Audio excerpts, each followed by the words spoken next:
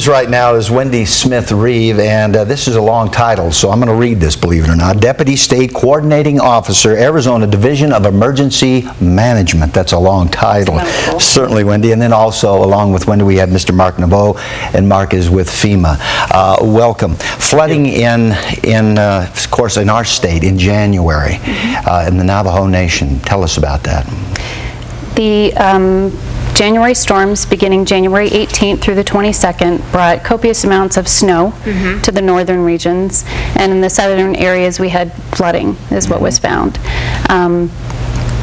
We are still recovering. We are still recovering. Yep. Now, you held meetings on the 5th and the 6th and the 7th with various agencies and counties, correct? Correct. Okay, That's and correct. from those meetings, how will we move forward? What came out of the meetings? Well, what happened initially was an emergency declaration by the President of the United States which authorized federal funding and allowed us to work with the state to fly in commodities, life-sustaining commodities, water, food, firewood, etc.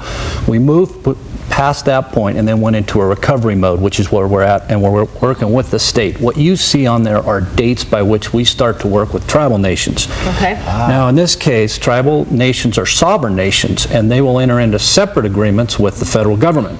The state of Arizona manages their own public assistance programs, so they'll handle assistance for public entities. The federal government will assist them in doing that, but when we're dealing with tribal, it's separate agreements. So how does that, you're with the federal. Correct. Okay, Correct. And you're with aid. With the Arizona Division. Yeah. So how does that work, though? I mean, as far as putting the two parties together. Well, what's unique about it is this happens across the United States. It's formed by a unified coordination group, and when the president executive order is issued, he assigns a federal coordinating officer and there's a state coordinating officer. We come together, we operate, we come together as a board of directors, and then we meet different objectives. In doing so, that provides federal funding and federal departments to assist the state in whatever they may need for recovery and response. But they take the lead. We take the lead for the counties. So the 8 counties that have been impacted, the state is the grantee, and they are sub-grantees, and any political subdivisions within those counties would also be eligible for assistance. Now, how quickly did we move on this and get to these counties? Oh, that's the good news. When it came to the response, it was within hours. The governor requested assistance, and the president authorized that within a matter of hours. And so there was federal funding coming for flights and fixed-wing aircraft to drop some of those commodities. How long does the funding take to actually get to application?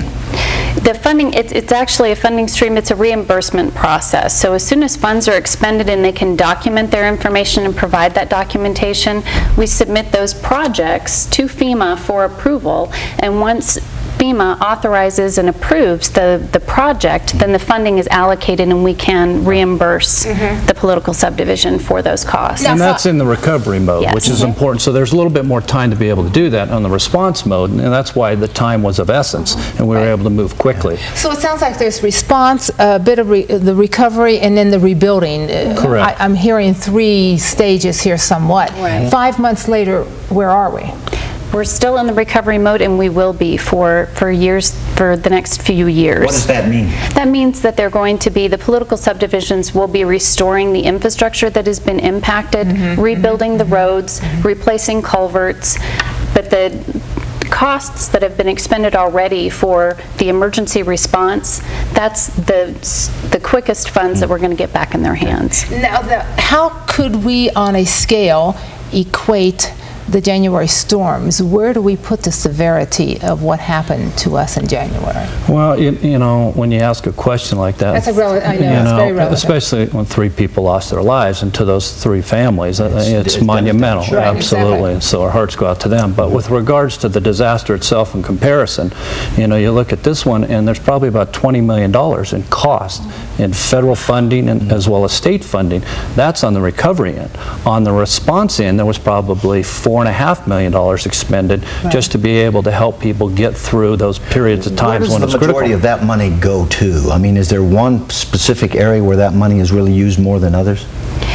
As far as jurisdictions? As far as the recovery effort, as far as what you actually focus on, the majority of money is focused on? Is it putting people back, is to place people? Where the money goes. Yeah, in the recovery, what happens is most of that money, in this case, is public assistance. It goes to entities, fire departments, police departments, response agencies, sewer districts, all to road districts, all to rebuild their communities. That's really what was key. The initial part in the response was to people.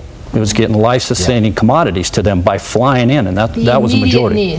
Immediate needs. Yep. So it's broken into two different things. You have an emergency declaration, and then you have a recovery declaration, and that's what we're working on right now. Is it food and clothing, or just primarily food that you're in the commodity? That was during the initial phase, that emergency response. That was for wood, for coal, for food, water. At that point, I don't... Basic necessities. Basic necessities. Yes. Because they didn't have life. access to it. Example, the Arizona National Guard drove over 42,000 miles getting commodities into the northern part of the state. That's just to help those folks that were stranded. See, now you're talking to two people who live in this state. You also. That is something that we were not aware of. Yeah. It happened unbeknownst to us. I mean, all this recovery or response, we're talking response there, that was just monumental, and we were not even aware of that. Well, you know, across the country right now, there's 22 different field offices open, serving disasters all over this country.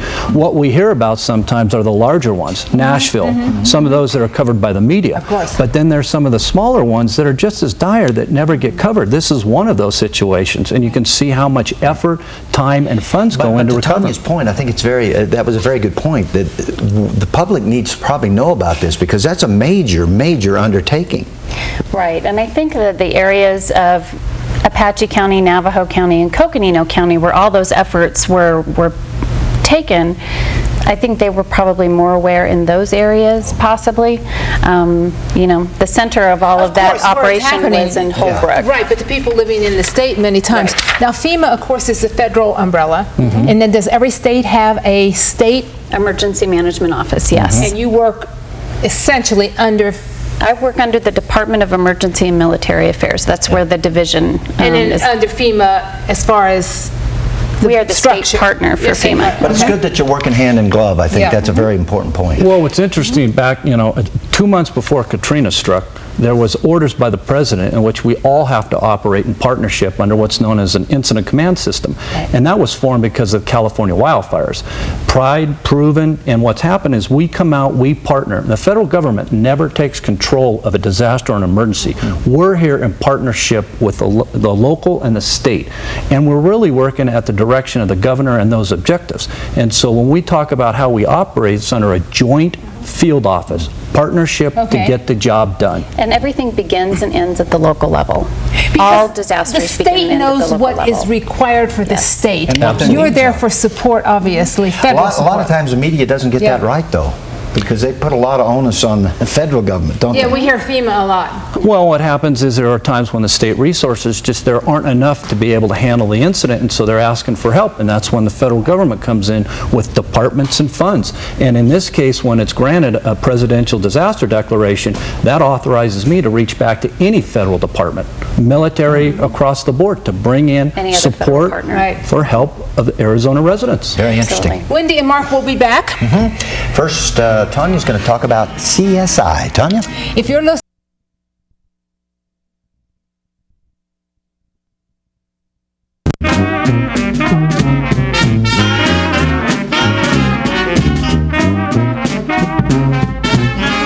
with us in the studio, Wendy Smith-Reeve and Mark Navajo, and we're talking about, of course, the recent disaster, the January storms in the northern part of Arizona, and the help that is being provided for them at the response time, recovery, and then we will rebuild. There's kind of a three-stager here, I think. Cash, goods, and donations are sought for the flood. But now, people can help. This plea is for people to help? Yes. Absolutely. Okay.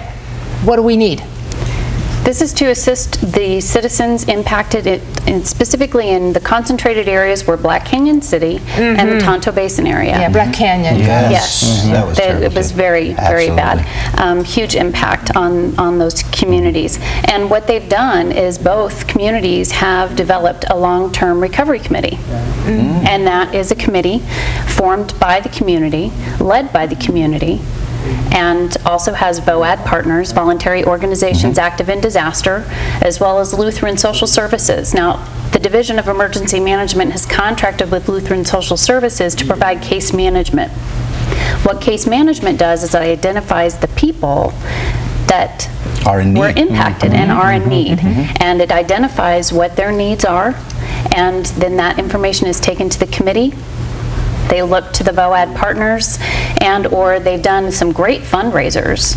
I think the Black Canyon City Group has actually raised over $8,000. I think that's great. So they take individual by individual and try to supply their needs. And this is critical too, because in every disaster across the country, 50% of the recovery comes from donations from folks. Yes. And in Arizona in particular, during Katrina, the Arizonians were wonderful in the way they supported, the evacuees and all the things that took place. It was fantastic. Isn't that the American way, though, Mark? We always come to the aid when called upon. In this job, it's given me a great appreciation for that, because I work across the country in different disasters, all different sizes.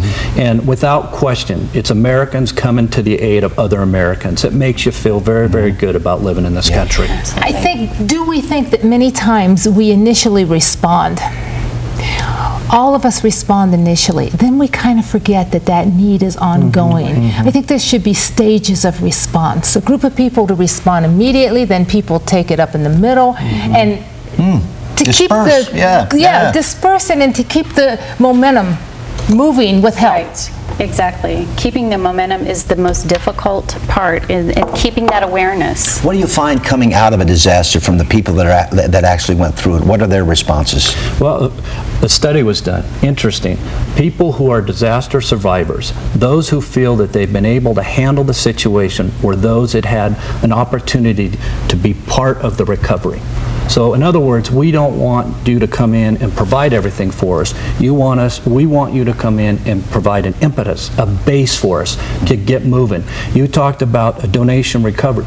In a case like this, people do start to forget, but an opportunity such as this show allows us to come out and talk to your viewers, encourage them, continue to contribute.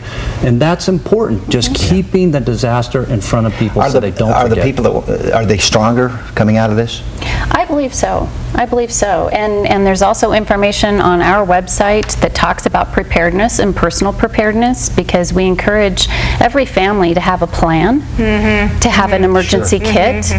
What are you going to do? And because now these those first people few actually hours do that. See, I think isn't it a tragedy sometimes in the United States or anywhere, as a matter of fact, until we don't take action until there's actually been a tragedy. Yeah, it's common. The first few hours are critical. The first few hours are critical, and you need to be able to provide for your own response for a given period of time. Do you find that most people like, of course, when a disaster happens, you need someone to come in, you need a foundation, you need a base, but then they like to help themselves also? Yes, absolutely. Yep. And that's I'm why part of my own. Yeah, American Red Cross, Lutheran Services, all of those agencies serve a great role. The federal government's not going to solve the problem in a disaster, nor does the state. We just provide a base for people to try and recover. Hand up, not a hand out. Absolutely. Yep. Encourage them and keep moving and go. Yes. FEMA is, now you're probably stretched very thin right now. Absolutely we are. This is one of the busiest times in our country's history, without question. Yep. Yes, and hurricane season is only a couple weeks away. Oh, you're going to be stretched even further. So how do we adjust to that from your points of view to actually stretch people further than they're probably already stretched now? Well, it's interesting you asked that. We got direction from the FEMA administrator yesterday, as a matter of fact, as federal coordinating officers. In the future, what he is expecting is that we come out early with lots of resources and come heavy and fast is a term he's using.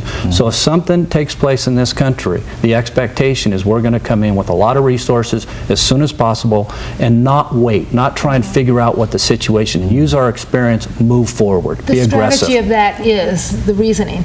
Because we want to be able to not wait and have people waiting for resources. You